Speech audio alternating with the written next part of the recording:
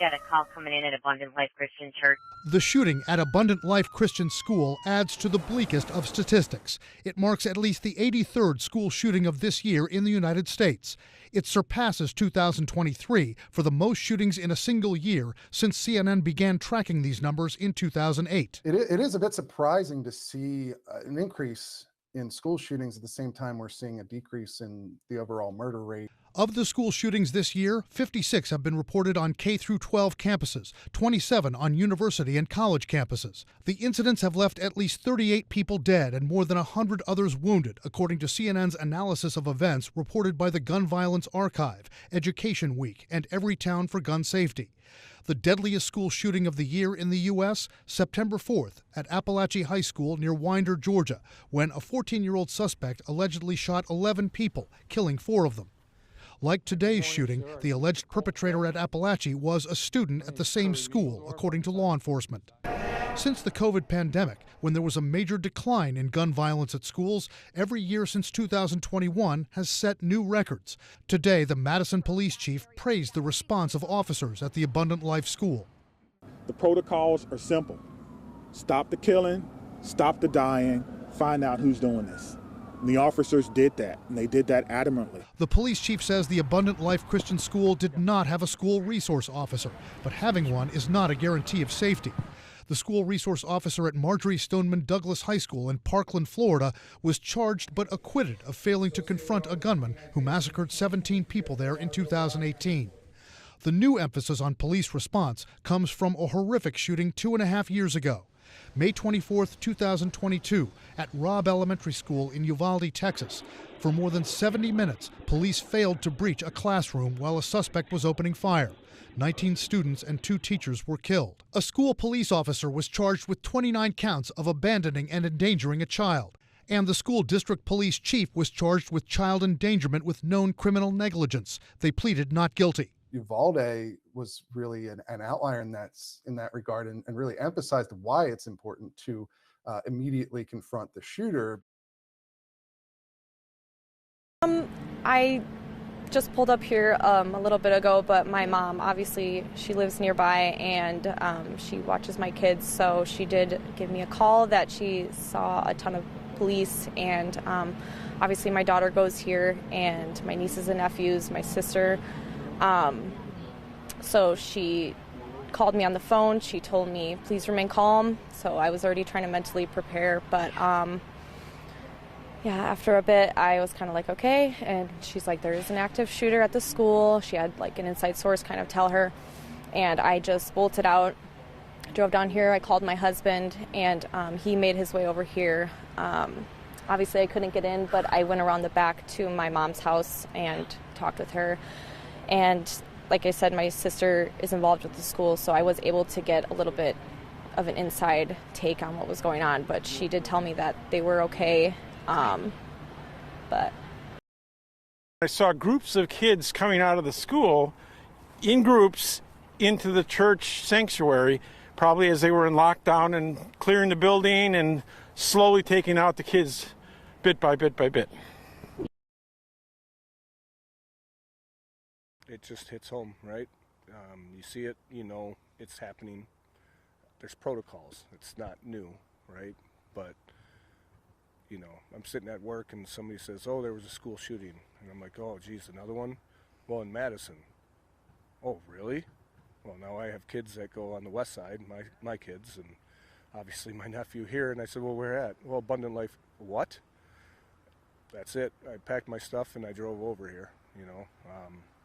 And I'm working out at Epic right now. Yeah, no, I mean, it still hasn't hit home until I see him, right? You know, my sister's a mess on the phone, you know, you know, we've joked around about how safe a 400 student-bodied school, Christian private school is, right? If it can happen here, it can literally happen anywhere. I was getting ready for lunch, so it was basically lunchtime, and then I just heard sobbing, and there was a teacher, and she was screaming like, ah, my leg, help, help. Do you know that teacher well? Mhm. What was it like to hear that? Were you I scared? I was really scared and I was really sad. Well, I heard the news this afternoon and thought we'll just drive by the main drag, and well, there it was, you know. The front door was taken off and nobody was around, and the detectives are in there mopping up the mess. Did you hear gunshots? Yeah, I heard them. Tell me what happened. We heard them, and then some people started crying, and then we just waited till the police came, and then they escorted us out to the church. How many gunshots did you hear? I heard 2. And what were you thinking? What are you thinking now? I was scared. Why did they do that? Why? I was in English, and then they said it was a lockdown drill, so we went to the side of the building, and then we went to the church after they came and got us. Yeah. And then we just waited. They gave us some food, and then waited for them to transport us to the hospital and get our moms and dads. It's sad, you know, to be home and then somebody call you and say your kids school in lockdown and shooting, and you didn't know where they are. And thank God they were safe. But the trauma, it's a lot, because I'm sure they lost friends and teachers, which is not okay. And I don't think they will be okay for a long time, and I'm not. We got an immediate parent alert through our parent alert system. We got the emergency texts. For me, I was blissfully unaware because I was away from my phone. So once I picked up my phone, I had it on silent. I had no less than 50 texts, and thankfully, in that half hour, my daughter was able to text me. So one of the first texts I read was, "Mom, I'm okay." What is your understanding, based on what your kids and their friends and other parents have told you, what is your understanding of what happened? From what I understand, this student was in study hall and started to shoot classmates and a teacher, and multiple teachers were shot. And so that it's one of those things where it happened very, very quickly. As soon as the police arrived on the scene, she turned a gun on herself. And so when a good person with a gun showed up, a bad person with a gun was neutralized. And so it's something that happened pretty quickly. But the school was ready for this. They had prepared for it. They for this sort of a situation, and so they responded, almost perfectly to every aspect of this. And so yeah, I mean, I could tell you about every one of my kids' stories if you wanted, but all the teachers, all the staff handled this just right. They were prepared, even having doors that automatically lock when they're shut. So it really confined this to one classroom. All of that is something that we're grateful for, that as terrible as this is, that it didn't end up becoming a situation that was any worse than it was. It was close to my my third grade son in particular. He had water on his shoes from a pipe that burst from being shot.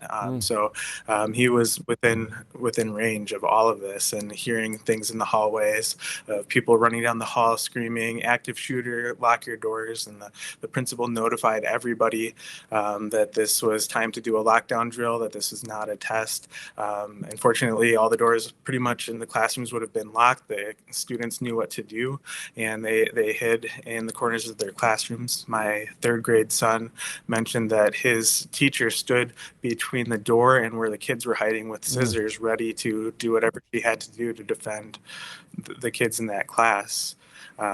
So there were a lot of heroes that did the right thing yesterday, and I want to just highlight some of them. To be honest with you, I'm feeling a little dismayed now. So close to Christmas. Every child, every person in that building is a victim and will be a victim forever. And these types of trauma don't just go away. And we need to figure out and try to piece together what exactly happened. And right now, my heart is heavy for my community. My heart is heavy for Madison, and we have to come together as a community and figure out what happened here and make sure that it doesn't happen in any other place that should be a refuge for students in our community. Today at 10:57 a.m., our team was called to the Abundant Life Christian School in reference to an active shooter. We know that 3 people are dead, including the suspect shooter. We know that the suspect shooter was a teenage student who attended the school. Many of you have asked me about the why of this. Why did this happen? What do we know? What was the motivation? I do not know. But I will tell you this, our detectives are working hard in the investigative process to find out as many answers as we can so that we can further prevent these things from happening, not only in this community, but in other communities around our country. 2 other people have died that died were a teacher and a teenage student. 6 other people were injured. 2 students are now in critical condition in the hospital, and these injuries are considered life-threatening injuries. 4 students are also at other area hospitals with non-life-threatening injuries. We know it was confined to one space. I do not know if it was a classroom or a hallway. There's no evidence that anyone else was injured that was not in the age group. I think you're asking me, how can I say 100% that no child will ever be harmed in school? I can't. No police chief can. But all I can tell you is that we have systems in place so that if something happens, we can respond like we did today. I can tell you that our mayor and our county exec has committed resources to not only public health, but also mental health. But the most important thing right now is to make sure that we are centering the victims and their families, and that we are doing whatever we can to support them and to help them heal, and to lift our entire community up through this difficult incident. I am on record that I think we need to do better in our country and our community to prevent gun violence. And I hoped that this day would never come in Madison. It is not something that any mayor, any fire chief, any police chief, any person in public office ever wants to have to deal with. As to a metal detector, no, we do not have. We do abide by the policy of visual scans every morning as students come into the building. So every student is visually scanned before they go into up to their locker spaces or into their classrooms. The reunification of students and their loved ones who survived this incident is complete. All student survivors have been reunified with their parents. We're still in the process of reunifying some of our staff, our teachers who selflessly stayed back to make sure our kids were okay. We're currently reunifying them with their loved ones as well. We're lucky to have great partners at the ATF. They obviously have a program that you're all aware of called the TRACE program. And so we're working with them to try to find the origin of this, and I have no doubt that we'll be able to do that with their help. They are amazing partners along with our partners from the FBI. 3 people, including the shooter, are dead. The shooter has now been identified as 15-year-old Natalie Rupnow, who went by the name Samantha. She was a student at the school, and evidence suggests she died from a self-inflicted gunshot wound. The official cause of death will be released by the Dane County Medical Examiner pending the conclusion of their examination. I don't know whether Natalie was transgender or not, and quite frankly, I don't think that's even important. I don't think that's important at all. I don't think that whatever happened today has anything to do with how she or he or they may have wanted to identify. And I wish people would kind of leave their own personal biases out of this. We have people who showed up to work today to help kids be better who are not going home. And we have lost members of our community who are children, including the shooter. So whether or not she was, he was, they were transgender is something that may come out later, But for what we're doing right now today, literally 8 hours after a mass shooting in a school in Madison, it is of no consequence at this time. After looking at the computer-aided dispatch system, it seems as if a call came from a second grader. It actually read, the call came from a second grade teacher. Got a call coming in at Abundant Life Christian Church, 4901 for Engine 5 and Medic 5 for a shooter, just advising someone was shot. Okay, I'm hearing multiple things, possibly 1 deceased, maybe 6 people injured, at least 2 shot. I've got 2 medics and Engine 5 assigned. How many more should I get? Copy. Let's make this an active shooter incident. We'll take this up on Orange. The past 24 hours have been a flurry of emotion, sadness, anger, disappointment, grief. Madison's police chief fielding the many questions swirling around Monday's shooting at Abundant Life Christian School, like how did a 15-year-old female student get a gun?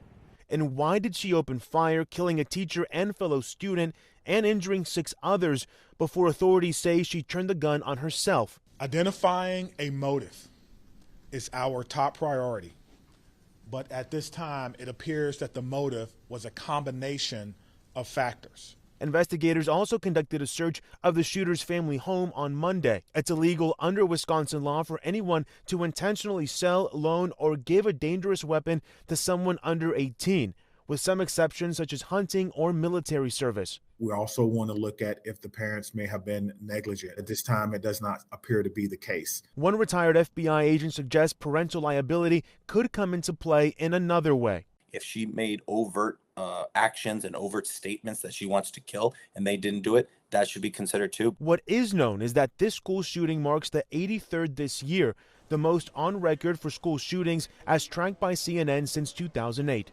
Our daughter doesn't like that they do drills every single month for active shooters, but she's fairly glad now that they knew what to do. In Madison, Wisconsin, I'm Ivan Rodriguez reporting. So let me start with just what has happened actually yesterday before I begin my other comments about the horrific shooting yesterday in Madison, Wisconsin. Of course, it's another school shooting, another community being torn about and torn apart by gun violence. And of course, our nation mourns for those who were killed, and we pray for the recovery of those who were injured and for the entire community. But look, as we hold our loved ones close this holiday season, we as a nation must renew our commitment to end the horror of gun violence, both mass shootings and everyday gun violence that touches so many communities in our nation. We must end it